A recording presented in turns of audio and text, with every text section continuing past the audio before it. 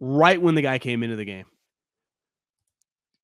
The game ended, and every guy on the defense, like to a man, it felt like, I don't think they're just saying this. And the leader of the defense, the guy that speaks the most, was pretty outspoken of like, I think he's going to be fine. Plays against us every week. You're like, okay. I mean, these guys know him. They believe in him. But ultimately, it's on the offense. Like, they got to play with him. And I think pretty quickly, from stories about like Trent Williams saying he like yells at guys in the huddle, to a couple games of, I saw Brandon Ayuk's quotes after the Raider game of like, I don't know what more you guys need to see. Like, we just saw him in the position, late game, tie game, down in the game, lead us down the field. George Kittle just saying like how instinctual he is when he rolls out on that pass that he threw for the touchdown. Basically, like, he just keeps up his eyes. Like, that's a trait that not all quarterbacks have. So the defense believed in him. Clearly, Kyle did. But it wasn't in the position, like, Kyle wasn't in position to be like, no matter what, we're going to win with Purdy. And that's not really his style anyway. But I think and really their players, Fred, George, Trent's not a huge talker, but I think the wide receivers will definitely speak their mind when needed. That when they spoke, just not even like overly glowingly, like, yeah, I don't know, this is authentic. Yeah. Because to me, he's passing, like, the eye test is pretty remarkable. So, what you just made me think of is week 2. Did you agree that a lot of coaches, I don't know if they're necessarily faking it, but that's part of the gig. You got to like try to speak it into existence. Well, you are talking to that person. I'm talking. He told the media he believes in me. All right. Well, do you believe in you? Do you know when you walk into a room if your teammates believe in you or not? You see Robert Saleh today said he just needs to get away and read a book. Who does? Zach Wilson. I saw Mike LaFleur said in hindsight, we should have benched him his whole rookie year. Mike LaFleur said in hindsight, it would have been better for him to sit. Do you think saying that he knows he might get fired? I think feels to me like he's kind of like, did they tell him this guy has to play and the coaches didn't want him to play? That's what it felt like to me. Is like, but they didn't remember last year. They didn't have a veteran. It was just Mike White, or they got Flacco late, maybe. Yeah, maybe they could have got a veteran if they didn't have one. But what you made me think of, listening to you right there, was week 2 when Jimmy came in. And remember how excited everybody on the team was? And it was like eye-opening. Like, oh my God, Trey Lance's season just ended and these guys are dancing around. But I think what it turned out, it had nothing to do with dancing around. They almost did what you guys do at like Jewish weddings when they put them on the fucking shoulders and dance around. Did you hold the chair at my wedding? Oh yeah. I'll have to check the photo on that. But it had nothing to do with Trey. Probably really. On her. You can't afford, got to put yourself in a position where if it does go down, you want the lightest possible. I just remember feeling like the ceiling was like right there. But it had nothing to do with Trey, really. It had everything to do with Jimmy and how happy they were for this guy, for everything he's been through. And it was kind of similar for Brock. For these guys who love Jimmy, remember, they did not spend that game like crying over Jimmy. Now, they didn't have time to, but it was just eye-opening to see this moment where usually your starting quarterback goes down. It's a hit to everybody. And then Jimmy comes in and it's just a party. Well, Brock came in when Jimmy went down and it was kind of similar, right? Just like the first time it had nothing to do with Trey. The second time, here's a guy that we know they love in Jimmy. He goes out. And they kind of had the same reaction to Brock. Now, maybe if the wheel continued on and Trey one day came in for Brock, maybe they'd react the same way for him too. I'm not saying they wouldn't. I'm just saying we've seen it twice this year, and we know what they think about Jimmy because they've been through it all with Jimmy. Like, for better or worse, whatever you think of the player, he has been in the bunker with them. Do you think they like Jimmy, the guy, and his toughness more than the actual player when they really kind of looked back on it? I think fundamentally it's more about we just love going to war with this person. Like, you know what? You could give us a more talented player that we don't like, and we'll go to war with Jimmy. Like, I kind of feel like some of them might say that. Kind of felt like that's what was going on with Trey. It's like, here's this guy, trust us, he's more talented. And remember some of the whispers, the Mike Silver articles, like, yeah, they just trust Jimmy more. And the trust is the thing that's hard to come by. And it feels like I think what you're saying is like Brock somehow interactions in the locker room, answers in the film room, knowing what to do on the practice field, throws he made on the practice field, Well, whatever. how about in that Barrows article about like he's one of the last guys to leave because he like looks at that board double because he like wants to make sure I don't misspeak once I get in the huddle, knowing that the offense is very verbal. You know how Kyle writes down the plays. Yeah. And like the last guy, he just kind of stares at it. Now, part of this probably is he's brand new. There's a lot going on. Kyle's, his offense, to read it's like reading Chinese. So it's like you got to spend extra time. But I thought that was just, this guy takes it very seriously. This is not, sometimes I think you see guys that kind of feel it once they kind of think they arrived. Now, it's easy for him not to think that he barely was drafted. I mean, maybe that's a Zach Wilson thing. Like, did he really work as hard as he probably should have? Who knows? But I wonder if part of it is like, this guy actually is pretty cool and he's a really good player. And then like part of our ethos as a team is we're just kind of grinder, tough guy, crazy motherfuckers. And he kind of has that in him. And when you really look back at, because I saw someone on Twitter was like, I hope if this guy becomes a starter long term, they kind of retire the big cock Brock thing. And I don't think it wasn't about trying to have some like juvenile nickname for him. It was more that like, no, we fucking think this guy's got a little shit to him. Like part of when they called, what was BDE or what was Foles' nickname? Wasn't he BDN, like Big Dick Nick or something? Oh, the E is for energy. Oh yeah, BDE. But I'm saying, but he was yes. I think part of it, and again, he's tall. Who knows? He might be packing heat. Was more just like we can go into a big moment with this guy, with in the biggest moments in playoff games, and we can compete at the highest level with this guy. It's actually a term.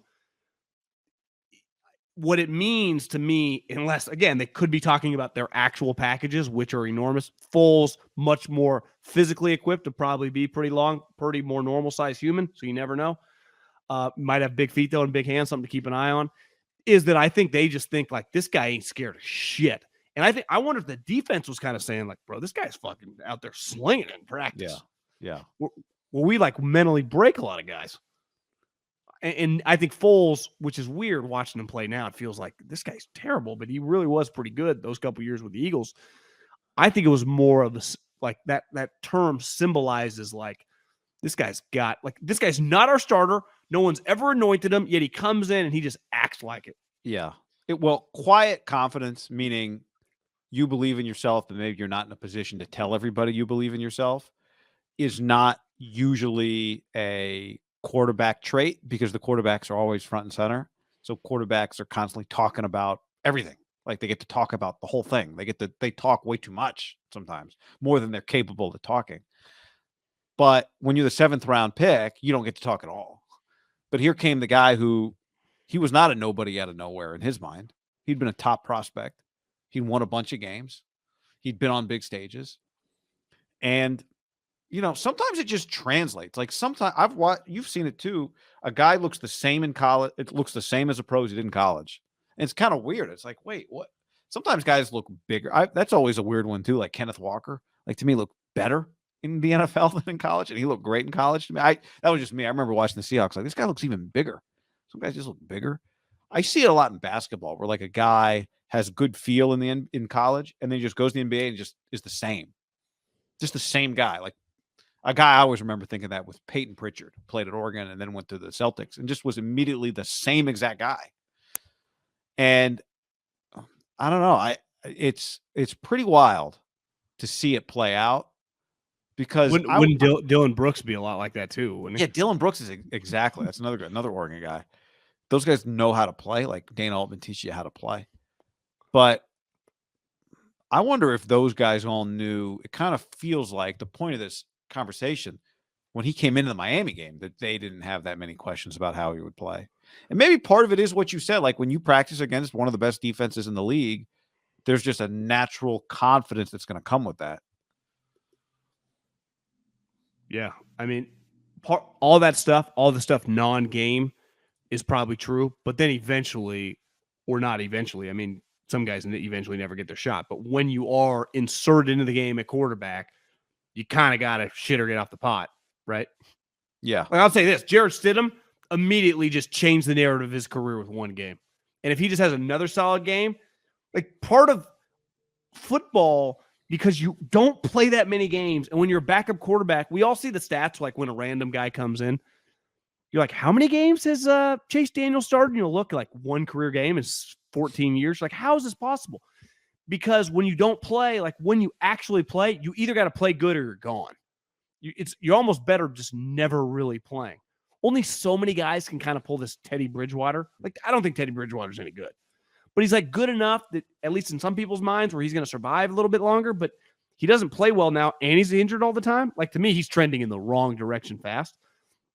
But if you put together good games, whether they matter, like week 18, some of these games, like Nate Peterman, if he threw 5 touchdowns this weekend against the Vikings, even if they lost like 50-42, it'd be the biggest moment of his life because you just get film on game day. It's just, I scouted. All these fucking teams pay all these people just to watch tape all day long. What are you watching tape of? They're fucking them in their classroom watching tape? You know, their preparation on the practice field? It's just games.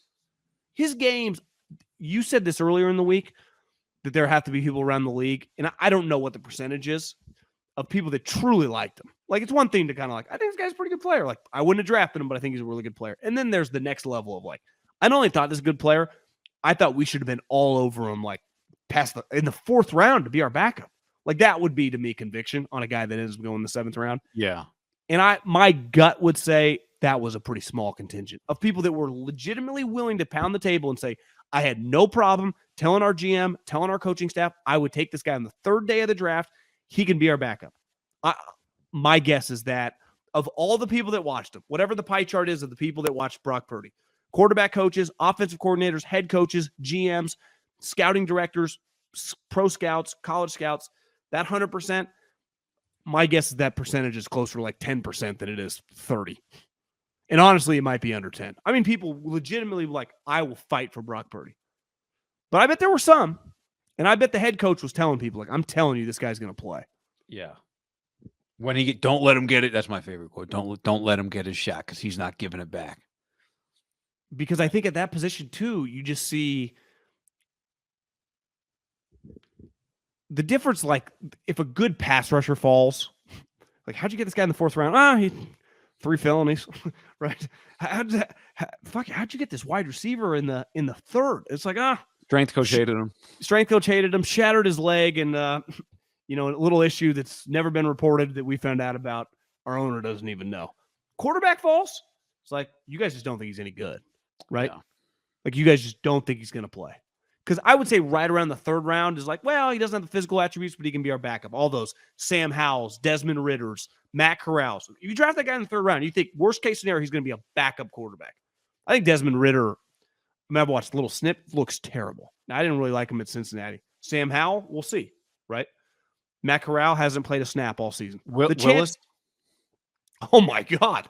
I mean, he's not even functional, right? Like, you can't even play offense with the guy. Like, what if you what if you just swapped those two? Titans aren't even in this position. They've already won the division, right? Purdy and Willis? Yeah. And the Niners are fucked. Yeah. Because think about this. If the Titans would have taken Willis in the 3rd round and Willis would have fallen to Mr. Irrelevant and the Niners would have taken him with pick 266 or whatever the exact number is, what would everyone have said? You took Brock Purdy at the time. The 49ers got a guy that many people had in the 1st round at Mr. Irrelevant. Right. Well, but then the standard for how good you have to be also changes. It changes for sure. But if Mac Jones had been a 5th rounder, everyone would be like, God, what a pick by Bill. You could argue if Mac Jones had been a late 2nd rounder, they'd be in good shape. Right? Shanahan. Yeah. To Shanahan. Yeah. I just saw. But is this and I'm not trying to be some hater here because I'm not the biggest fan. I'm watching. I like Brock Purdy more than Mac Jones.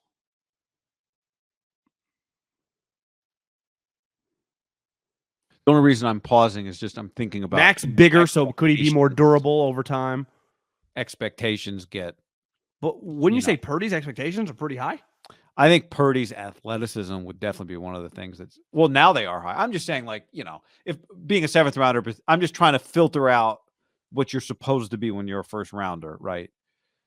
would you feel that way if Brock was a 7th rounder or a 5th rounder and Mac was a 4th rounder? I do, just as I close my eyes and think about watching them, I think Brock is more of a playmaker. He's more athletic. I saw someone on Twitter today wrote that Brock Purdy and Christian McCaffrey's 10-yard split, the first 10 yards of the 40, same time. And Brock it doesn't shows. scream at any of his coaches. Now, Doesn't scream at anybody. In his defense, he doesn't play for the coaches that, he doesn't have a defensive coordinator calling plays for him. The other thing is Kyle would throw the Microsoft Surface at his face. Mac might be better on the Niners. You remember was it the Titans game when Kyle, it felt like, is he going to strangle Jimmy Garoppolo right here? Kyle's intense face is so intense. Feels like it's been all, now granted, it's all gone pretty well. I'd say the Raiders game won 9 straight, but yeah.